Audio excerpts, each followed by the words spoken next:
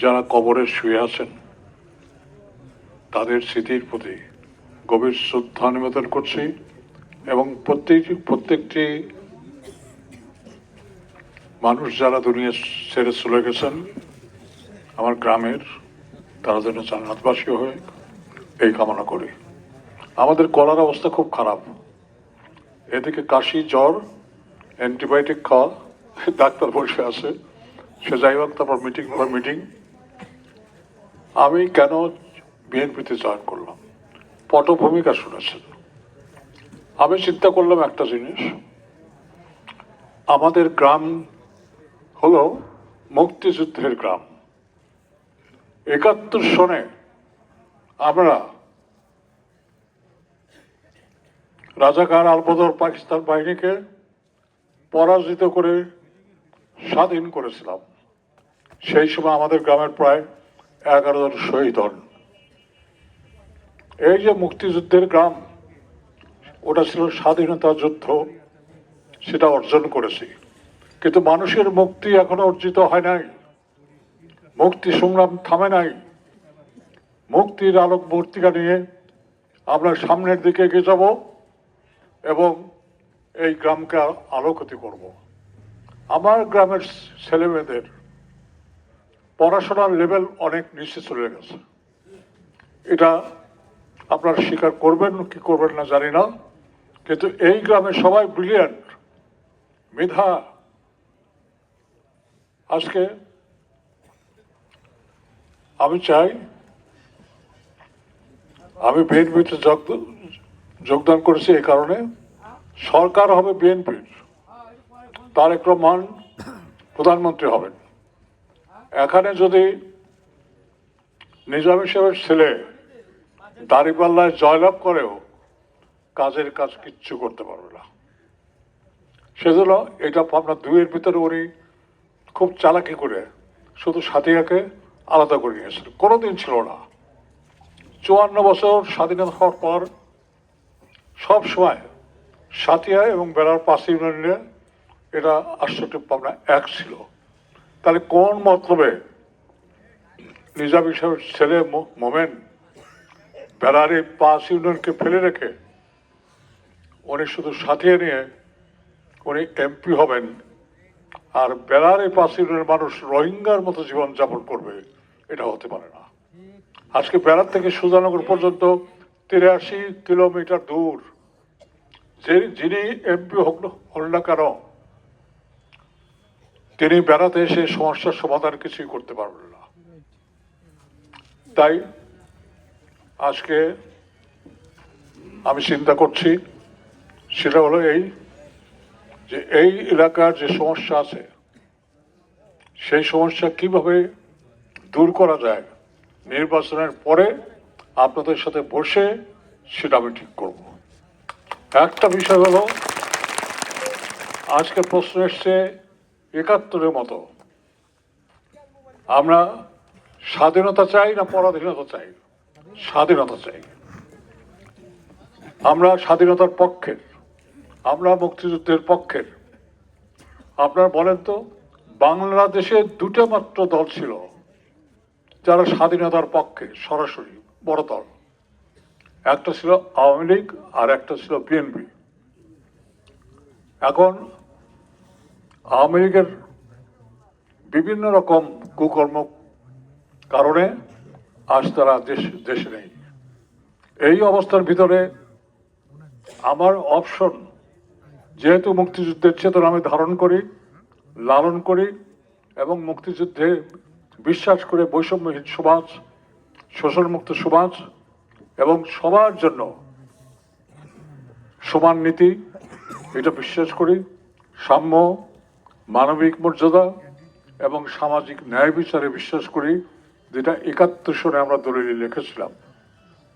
সেটা এখন পর্যন্ত তারেক রহমানের ৩১ দফার ভিতরে আছে। তাহলে নীতি আদর্শের দিক থেকে বিএনপিতে যোগদান করা এমন কোনো অপরাধ আমার হয়নি। এবং আমি মনে করি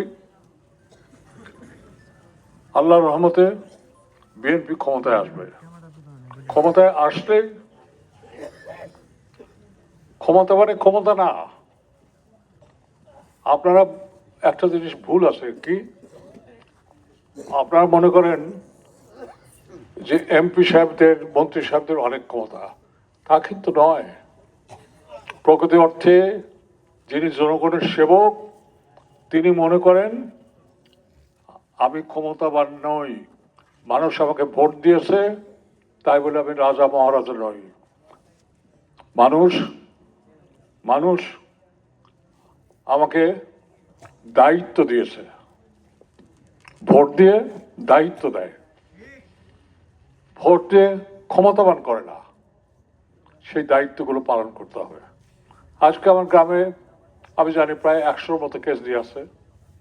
আমি বিএনপি চেয়ারপারসন ওনাকে ডেকেছিলাম, আমন্ত্রণ জানিয়েছিল, তোমরা বলেছিলে। আচ্ছা, উনি আসলে খুব ভালো হতো। আমি আর আমার ছেলে ঢাকা থেকে এসেই প্রথমে এডিশনাল এসপির সাথে বসে আমরা পরিষ্কার একটা কথা বলেছি, যারা নিরপরাধ, এই ঘটনার সঙ্গে জড়িত নয়, যারা অপরাধী নয়, তাদেরকে আপনি ধরতে পারবেন না। এবং উনি বলেছেন নির্বাচন পর্যন্ত আমি এই গ্রামে কাউকে ধরতে যাব না, তবে ওয়ারেন্ট যদি থাকে, আগে যদি কেস হয়ে থাকে কিংবা জামিন না থাকে, এরকম লোকজনকে আইনের চোখে আইনের আওতায় নিয়ে আসা এটা নিয়ম। আমি বলছি তারপরেও নির্বাচন পর্যন্ত দেখেন, নির্বাচনে বিজয়ী হলে এইসব কেস টেস সব ইনশাল্লাহ তুলে ফেলে দেবো।